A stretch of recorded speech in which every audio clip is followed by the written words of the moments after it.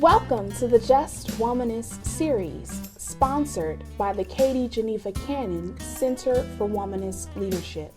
My name is Melanie C. Jones, and I teach theology and ethics here at Union Presbyterian Seminary in Richmond, Virginia, as well as direct the Katie Geneva Cannon Center for Womanist Leadership. Katie Geneva Cannon is the first ordained Black woman in the United Presbyterian Church, a womanist theology and ethics progenitor, and the Annie Scales Rogers Professor of Christian Ethics at Union Presbyterian Seminary from 2001 to 2018. This center is named in her honor. The mission of the Katie Geneva Cannon Center for Womanist Leadership is to nurture the soul of Black women as they cultivate pathways to whole communities. Through 6 initiatives, Womanist Wellness, Womanist Witness, Womanist Wisdom, Womanist Worship, Womanist Wares, and Womanist Works, we seek to become the premier catalyst of womanist thought and practice in the nation. The Just Womanist series gathers scholars, practitioners, artists, and activists who are living into the womanist adage, doing the work our souls must have. I've invited Austin Miles on this afternoon to have a conversation with us about what it means to be an artist doing the work her soul must have.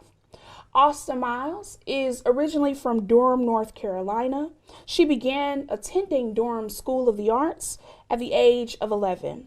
She relocated to Richmond in 2012 to attend Virginia Commonwealth University School of the Arts. During her time at VCU, Austin discovered her passion for painting and held her first solo exhibition in 2016.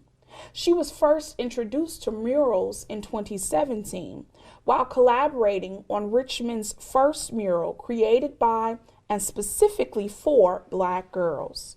Miles graduated from VCU Arts in December 2017, and she uses color, texture, and distorted human and animal figures in her work to embody her own stories, all in an effort to contribute to the conversation about Black female experience.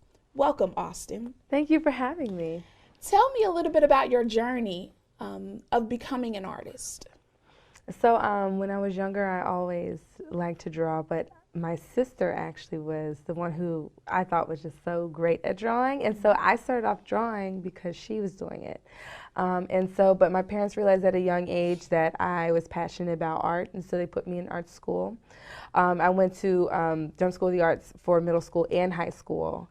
And while I was there, I never really realized that it was something that I could do. I never really thought I was going to go to school for art until maybe my junior, senior year. That's when I started looking into art schools.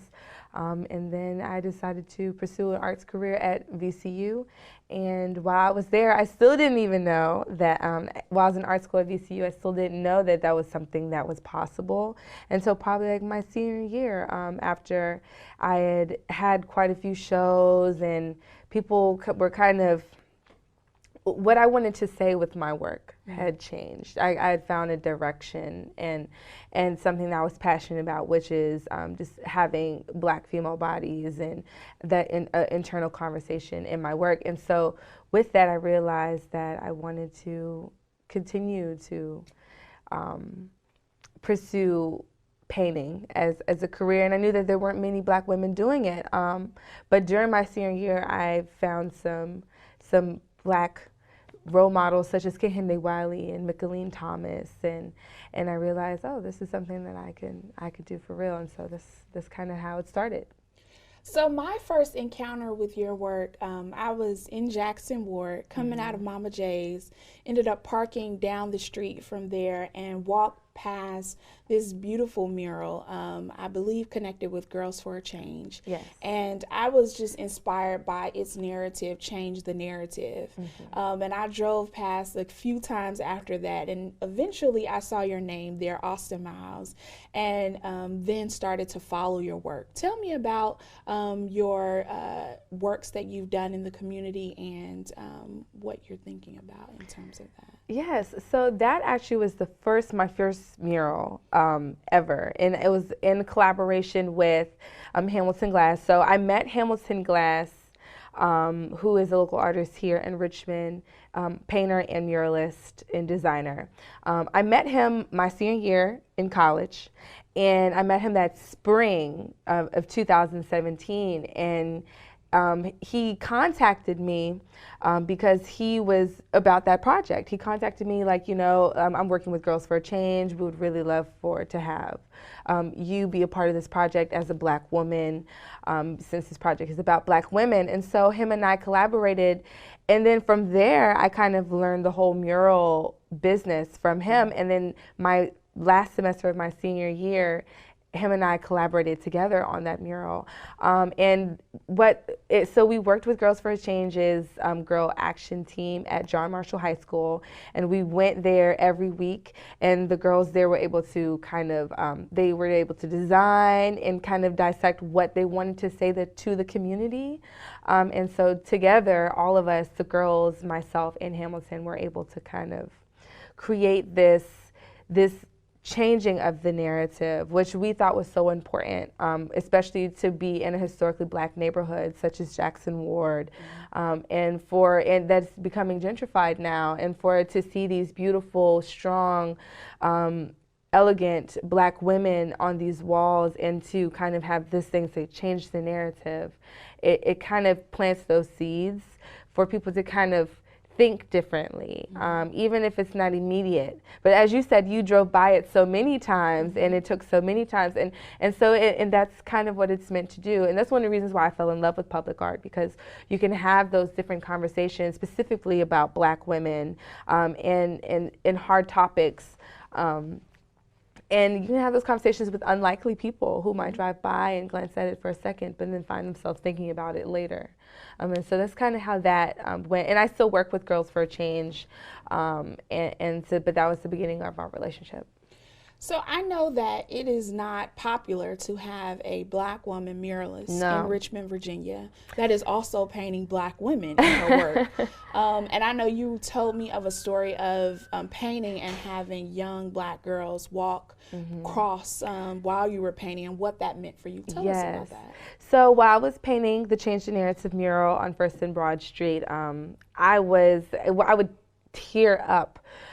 Because Black girls would walk by and be like, this one's me, that one's me, that one's you can be that one. And it was just so magical for them to be able to see themselves in that light, at that caliber, because there aren't a lot of Black muralists in Richmond, and there aren't a lot of Black female muralists in Richmond. And for them to see me doing something, painting images that look like them, that idea of representation is huge. It's so huge. And that's one of the reasons why that mural specifically is so important. And I'm glad it was the beginning of my mural career, because of what it means to the community and what it means as far as like representation visually, and for two Black artists to be doing it. Yeah, I am seeing your work, and Change the Narrative was a start, but certainly thinking about some of more recent works that you've done on your own, like By Any Means, at Virginia Institute. Tell us about that. Okay, so By Any Means was a mural that was at the Virginia Museum of History and Culture. They had an exhibit titled Fresh Paint, where they invited 10 muralists to paint some type of mural that was inspired from the story of Virginia. I already knew I wanted to paint about Black women, because that's what I do. I love painting about Black women, sharing stories of Black women, and having that conversation about Black women. So I kind of did something, I tried to dive in a little deeper and find stories that I hadn't heard about before. I mean, I came across two specific women that I fell in love with, one being Mary Smith Peak, who was a free Black woman who lived in Hampton, Virginia, and she was an educator. And she educated slaves. She ran a school for slaves before the Civil War, and then after the Civil War, she continued her school and educated free blacks. And then her school actually became Hampton University. And then the other woman that I was inspired by was Barbara Johns. Barbara Johns was a high school student from Farmville, Virginia, and she led walkouts in protest of an equal education. And her case went to trial, and that trial was actually tried in Brown versus, it was one of 3 cases tried in Brown versus Board of Education that desegregated the school systems. And so I was so inspired by these women, and I created this image of this strong black woman holding this torch, and on the torch, and well, on her left hand was the torch, and on it said, educated by any means. And in the right hand was, she was kind of like slipping away. She was freeing herself pretty much. And so I wanted this narrative to kind of be about using education to free yourself physically and mentally from physical and mental enslavement. And that actually kind of came from a quote from Harriet Tubman, where she said that I freed thousands of slaves, but I would have freed thousands more if only they had known they were slaves. And then that kind of also ties back into changing the narrative again, because I think it all starts with your mind. You have to be mentally free. You have to think about yourself in a certain way for you to be able to know that you can. And so that kind of narrative that I created there, I thought was so important. I was the only black woman in that exhibit, and I wasn't the only one to paint a black woman, but I think the narrative that I had was so important that I chose to go with was important. I got a lot of positive feedback of how people were moved, and that's what I wanted to do. I wanted to inspire those, and I wanted people to look at this woman and think, oh, yes, that's a real woman. I know her. She was my mother. She was my grandmother. She is me, or I want to be that, you know. Currently, you have an exhibition in Williamsburg. I that's do. happening. Can you tell us about that? Yes. So in Williamsburg, I had the wonderful opportunity to work with the Jamestown Settlement, doing a piece. So they have an exhibit titled Tenacity. And so I did a 3-panel painting that is 4 feet by, I think, 9 feet. 5 by 9 feet, and it is focusing on the women of Jamestown, so the African women. The African is in Angolan because the first Africans there came from modern day Angola, and the Powhatan women and the English women, and so that was really exciting to do. But also I had the wonderful opportunity to paint about Angelo, which was the first documented black woman to come over here in 1619. And so I was able to paint a portrait of what she might have looked like. And that painting now belongs to the museum, and I'm not sure if it's on display now, but I know it will be at some point soon. So you're working on a current project on Whole Street connected to brown girl narratives. Tell us a little bit about that. Yes. So the project that I'm working on right now on Whole Street is in partnership with an organization called Black Women Cash, which is ran by a woman named Crystal Brown. And she's been doing a lot of research specifically here in the Richmond community about black women and how they are in dealing with racial traumas, and kind of how and sharing their stories in that sense as far as in relationship with her research. And so she and I are working together to kind of put visuals to these brown girl narratives that she has found in her research. And so it's 7 portraits of black women of all different shapes and sizes and colors. And also there's some Richmond elements so that it's specific to Richmond, but also it's going to have a lot of quotes on there that are from her research about community. One of the things that she found in her research is that the women, specifically black women that were in her focus groups, relied on each other, relied on other black women for emotional support. And so, and built that community of black women to kind of move through, to get through those traumas. And so I wanted to kind of focus on that and how Black women, we rely on each other and we stick together and how we're strong and we're beautiful and we look so different, and how we can kind of grow and heal together. And so I'm hoping that it's a healing and motivational image for the community. So far, I've been getting a lot of feedback from people who pass it every day, who are just so thankful that it's there. But also another thing, I want to plant those seeds, continue to plant those seeds of thought where people can look at these women and think differently about them, but also know that it's somehow inspired some way. Why paint Black women? Well, I'm a Black woman. So when I was in school, when I was in college, my last semester, my senior year that I spoke about earlier, where I was still trying to figure out if this is something that I wanted to do, whether I wanted to pursue a painting career, I sat long and hard and thought about what was important to me. And I started thinking about some of my own stories and some of my own traumas. And I started there, and I started thinking about a lot of the women that I grew up with. My mother, my sister, my aunts, my cousins, my grandmothers, I said aunts, but all these role models and how we all kind of were dealing with internal battles, specifically with body image. And so I kind of started there and that's kind of that underlying messages in all of my work, where it's just this internal conversation about Black women with themselves. And I paint about Black women because, one, I'm a Black woman, and whose story better to tell than mine? And the women that I know, the women that I talk to every day, the women that I see. I would ultimately, my goal for my work is to add something to the greater conversation of what Black womanhood is like. And I can only kind of speak from my own experience and the women that I've interviewed and asked questions to. But I think that it's a story that it's a narrative that is different per person, but also it's still developing, you know, like we've only been able to share our voices in the grand scheme of history for a short period of time. And so why not speak out? You know, why not be like, I'm a Black woman and this is how I feel. This is what I experience.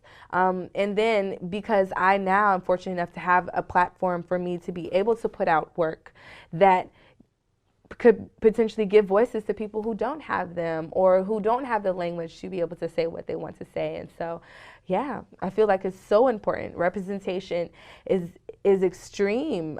Is extremely important and relevant. I know one of the reasons why I didn't think I could do it or be a professional painter was because I didn't know anybody who was doing it.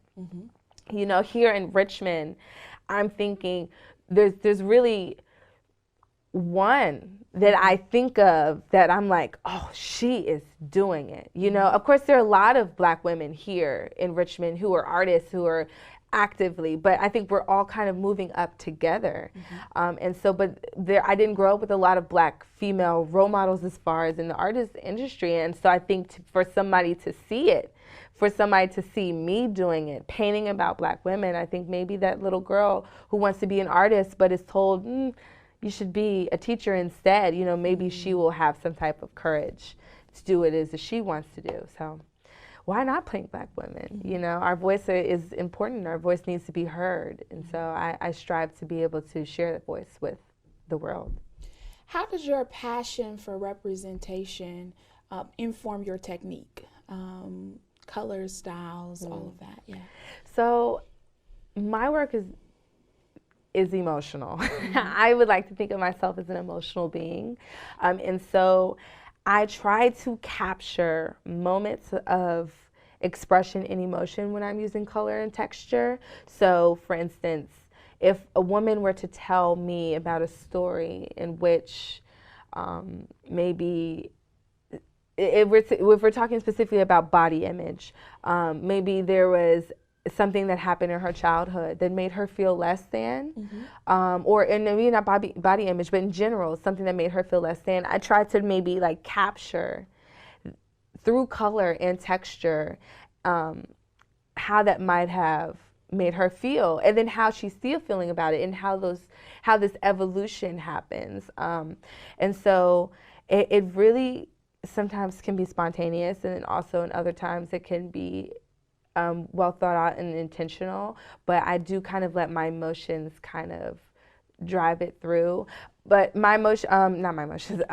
My paintings are extremely colorful because I think that encompasses not only the palette of Black women and how colorful and different shades we are, but also of how quickly in one moment you can be feeling so many different things about so many different topics and concepts, and how you deal with that all at once.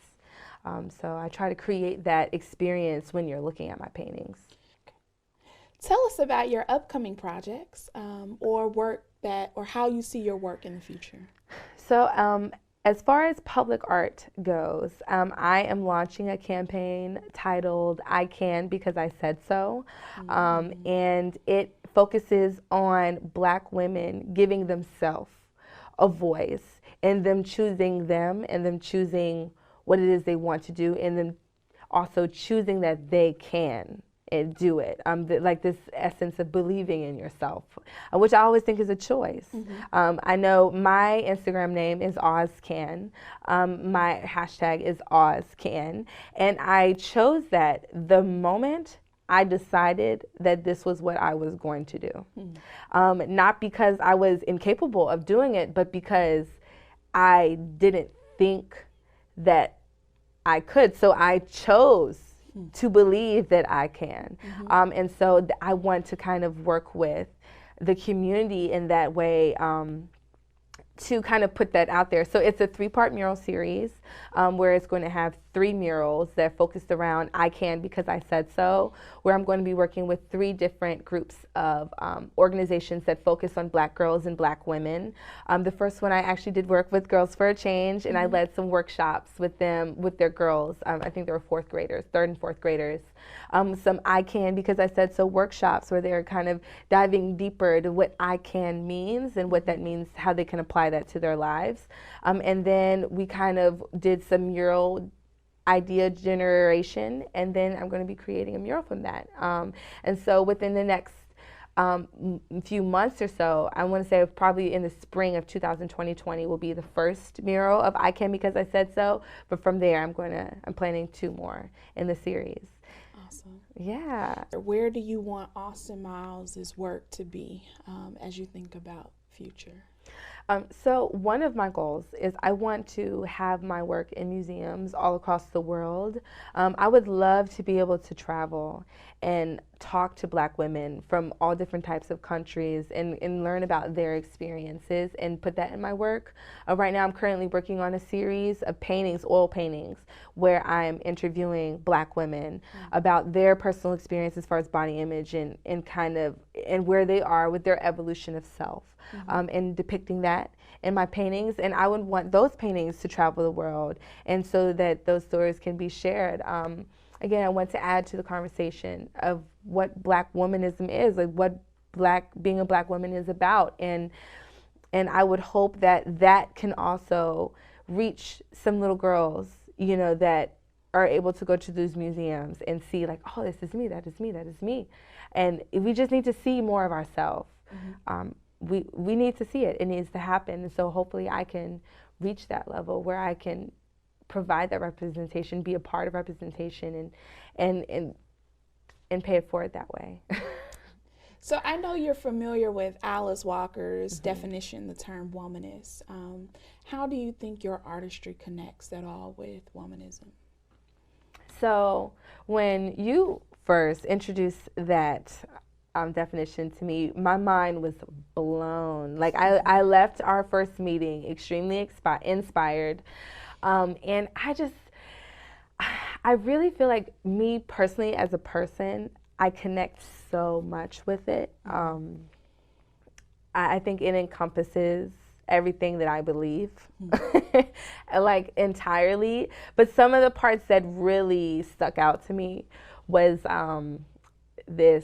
when she said something about tears as a balance to laughter. And I thought that was just so beautiful, especially because, like I said, I'm an emotional being. And I love to live through my emotions. And I think that the concept of balance just is, I try to showcase that in my work. And I think of balance is almost like a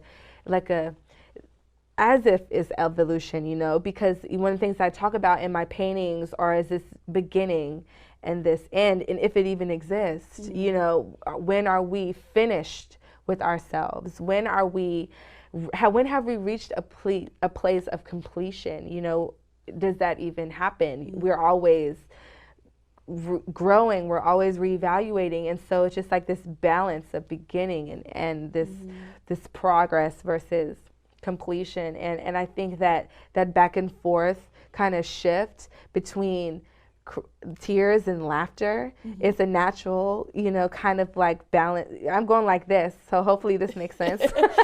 Yeah. But I just thought that was so beautifully put.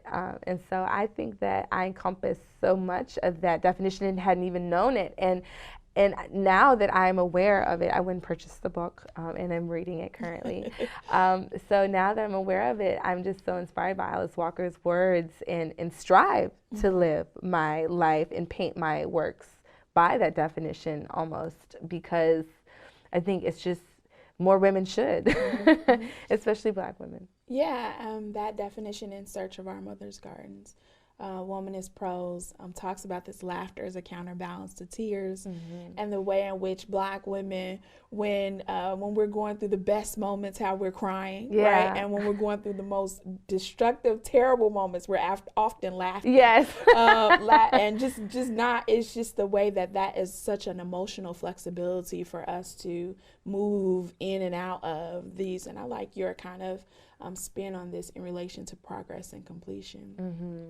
I'm curious about, as an artist, what does it mean to do the work your soul must have? That is a line that is a part of the womanist canon, that Katie Cannon often said, that we must be committed to doing the work our soul must have. Yes. And what does that mean for you as an artist?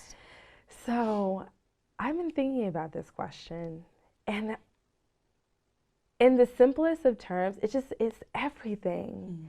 It's everything to do what my soul, to make what my soul must have is literally everything. Like, I think without it, I would not be me. Without it, I would not be fulfilled. You know, I've been told that when you're living in your purpose, everything manifests.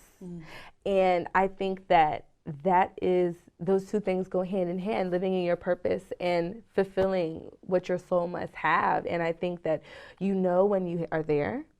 And I think that I'm there. I think that I'm doing what it is that I'm supposed to be doing. I'm creating, I'm sharing voices. I'm trying to provide voices. I'm trying to be an advocate for Black women, and especially in the arts realm. And I think that with me knowing that's what my soul wants to do, I think that, I don't know, I feel like without it I would perish almost, you know? So I think that it's a beautiful thing to be able to know what my soul needs. This is why I became a painter, actually. Like, when I was in college, my major was communication arts.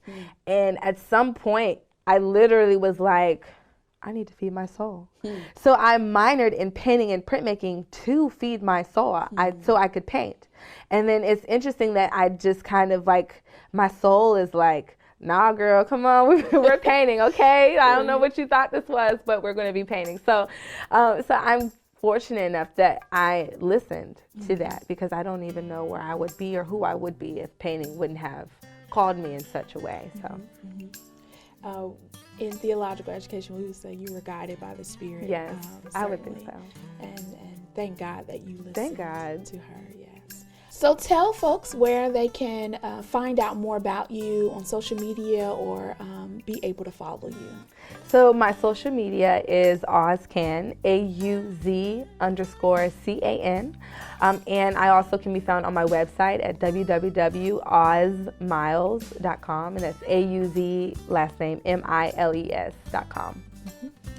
Well, thank you so much for joining us here Thank you at for the having Just me. Womanist series and participating in the work of the Katie Geneva Cannon Center for Womanist Leadership. We will certainly be following you and looking for updates on all of the awesome things that you're doing. Thank you. Thank you. The Just Womanist series, you can follow us at Center for Womanist Leadership at Facebook or at Just Womanist on Twitter.